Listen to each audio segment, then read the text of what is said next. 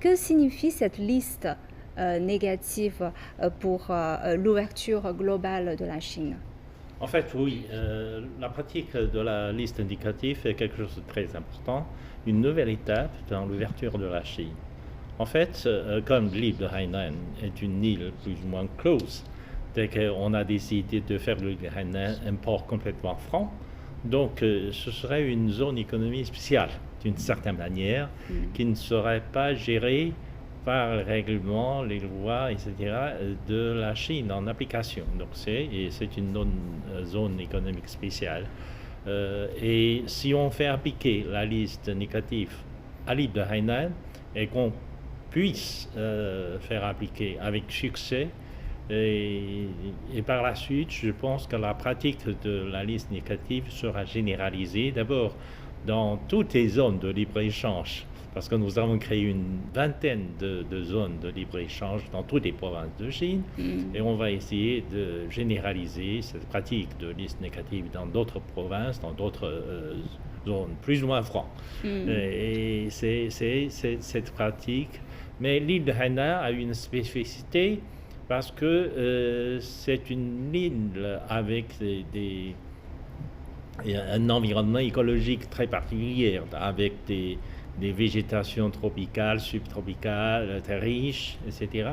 Donc, dans cette liste indicative, on a exclu les industries et les investissements qui pourraient probablement générer des facteurs de pollution ou des facteurs qui pourraient apporter des dommages à l'environnement, etc.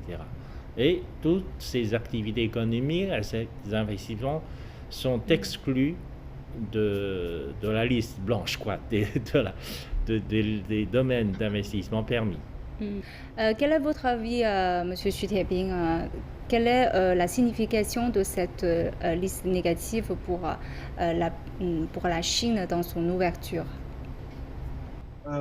J'ai eu l'occasion dans les passés à visiter essentiellement les deux, les zones de free trade de Shanghai et de Xi'an. Alors là, si on voit la différence de Hainan avec eux, c'est d'abord c'est la dimension. C'est-à-dire que l'île de Hainan a plus de 36 km², ça, avec 10 millions d'habitants. Donc ça fait une dimension d'un pays, disons, de taille moyenne et petit, d'un pays européen. Alors là, bien sûr, donc ce n'est plus sur un secteur, une partie de l'île urbaine, c'est dans toute l'île. Comme Yifan avait bien expliqué, on exclut surtout l'industrie dite désuète, c'est-à-dire archaïque, polluante, etc. Mais je pense qu'on pense aussi surtout quelques domaines différents que les autres provinces de la Chine ne le possèdent pas. Par exemple, je dirais l'industrie liée avec cette climat subtropical. C'est-à-dire que l'île Hainan a l'intention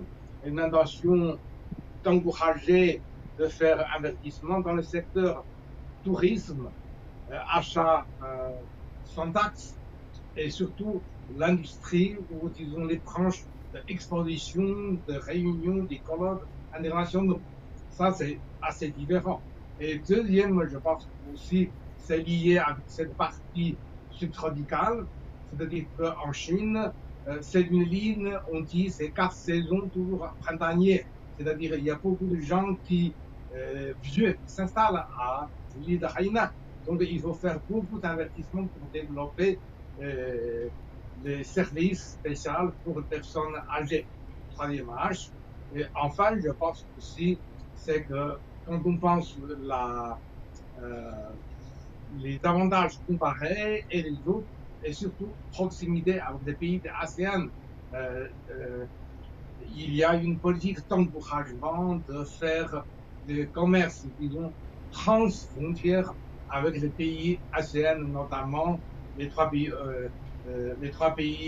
l'indo-chinois, mais aussi de Thaïlande, Malaisie et puis l'Indonésie, etc. Ça, c'est, disons, surtout lié avec la position géographique très favorable de la province